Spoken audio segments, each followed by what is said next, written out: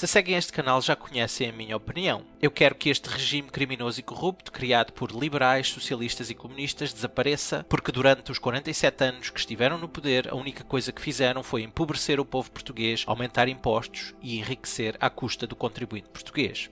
E é o Partido Socialista que mais culpa tem deste estado de coisas, pois foi o partido que mais anos esteve no poder. Em 47 anos que supostamente Portugal é uma república constitucional com princípios democráticos, o Partido Socialista esteve no poder mais de 30. No meu vídeo anterior e em muitos outros no passado, já vos mostrei como Portugal de facto não é uma república constitucional com princípios democráticos, porque as leis são criadas com base na ideologia vigente e não na maioria dos votos no Parlamento, mas também porque essas leis nem sequer são seguidas pelas elites portuguesas que incluem a classe política.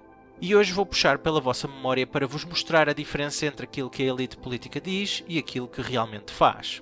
Recentemente, o líder do partido Chega, André Ventura, e o líder do Partido Socialista e atual primeiro-ministro António Costa participaram num debate. Durante esse debate, António Costa disse o seguinte após André Ventura ter falado sobre corrupção.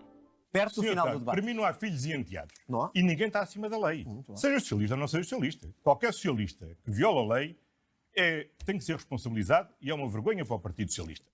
Mas será isto verdade, ou é apenas mais um exemplo da banha da cobra de António Costa? Vamos analisar o que Costa disse em relação ao que fez na realidade. Quando António Costa formou o seu governo em 2015, depois de ter perdido as eleições e de ter feito acordos com a extrema-esquerda para derrubar o governo democraticamente eleito, um dos membros desse governo era Cisa Vieira, um amigo pessoal de António Costa. Cisa Vieira foi nomeado para a posição de Ministro Adjunto da Economia. E sim, esta posição existe em Portugal. É com estas posições sem sentido, ridículas e redundantes que os socialistas criam posições para os seus amigos no governo. E nesse contexto nunca é demais lembrar que o governo de António Costa é o maior de sempre desde 1974. Porém, Cisa Vieira não é conhecido pela sua competência ou trabalho extraordinário como Ministro Adjunto da Economia, apesar de nem saber o que faz um Ministro Adjunto que justifique tal posição. Cisa Vieira é conhecido pelo facto de um dia antes de assumir a sua posição no governo de António Costa, ter criado uma empresa da qual era gerente. De acordo com a lei portuguesa, isto é ilegal e a consequência pela violação desta lei corresponde ao despedimento imediato de Cisa Vieira do governo. Mas como podem imaginar, António Costa não despediu o seu amigo. De facto, o mundo palhaço que é Portugal apareceu para proteger Cisa Vieira, representado pelo Tribunal Constitucional, que era suposto ser a entidade que iria formalizar a necessidade de despedir Cisa Vieira. Porém, o Tribunal Constitucional acreditou em Cisa Vieira quando este alegou que desconhecia a lei que estava a violar e, portanto, não ia formalizar o despedimento de Cisa Vieira.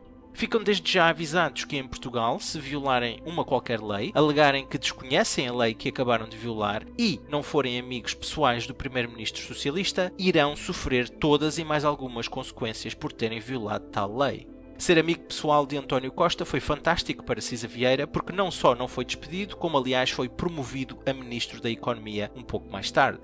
Com base nisto, se analisarmos o que Costa disse durante o debate com André Ventura, que ninguém está acima da lei, socialista ou não, isto é falso. Se forem um socialista ou um amigo de um socialista, especialmente o primeiro-ministro, então estão acima da lei em Portugal. Mas há mais.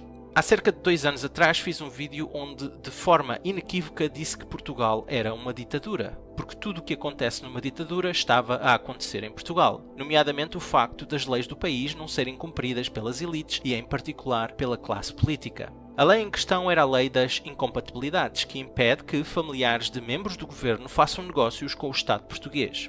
Uma lei repleta de bom senso se considerarmos o absurdo conflito de interesses quando alguém no governo tem um membro da sua família a fazer negócios com o Estado português, que é representado pelo governo. O governo de António Costa é o maior de sempre e é também o governo com mais membros da família de socialistas. Esposas, maridos, filhos, filhas, etc. Todos fazem parte do governo de António Costa e podem verificar os detalhes do nepotismo socialista num vídeo mais antigo neste canal. Mas os socialistas não estavam satisfeitos, queriam também que os familiares dos membros do governo fizessem negócios com o Estado. E por isso foram feitos contratos entre a empresa do filho do secretário de Estado da Proteção Civil e o Estado português.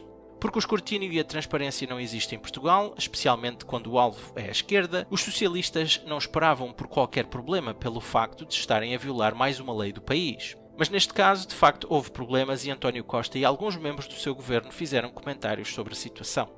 O ministro dos Negócios Estrangeiros, Augusto Santos Silva, disse que seria ridículo fazer uma interpretação literal da lei, que impede que familiares de membros do governo façam negócios com o Estado. Um comentário extremamente ridículo, porque é isso mesmo que se quer quando se fala de interpretação de leis. Se alguém violar uma lei, então tem de sofrer as consequências descritas na lei. Se não houver a interpretação literal da lei, então não haverá a mesma consequência pela violação da lei em casos diferentes. E, portanto, a lei e a sua consequência passam a ser irrelevantes.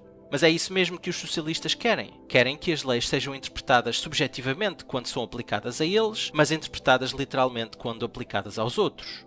António Costa foi além dos comentários de Augusto Santos Silva. Ele disse que ia pedir à Procuradoria-Geral da República um parecer sobre a interpretação da lei para saber se teria de aplicar consequências aos membros do seu governo que violaram a lei. António Costa acrescentou ainda que, fosse qual fosse a interpretação da PGR, ele não iria seguir a lei. E aqui está. O primeiro-ministro de Portugal disse para todos aqueles que o queriam ouvir que ele não iria seguir uma lei do país. Uma lei que o seu governo estava a violar e que António Costa queria garantir que nenhuma consequência seria aplicada ao seu governo por violar essa lei. E é isto mesmo que acontece numa ditadura, pois as leis não afetam os ditadores, os amigos dos ditadores, nem a família dos ditadores. Com base nisto, se analisarmos o que Costa disse durante o debate com André Ventura, que ninguém está acima da lei, socialista ou não, isto é falso. Se forem um membro do governo socialista e têm um membro da vossa família a fazer contratos com o Estado português, então estão acima da lei em Portugal.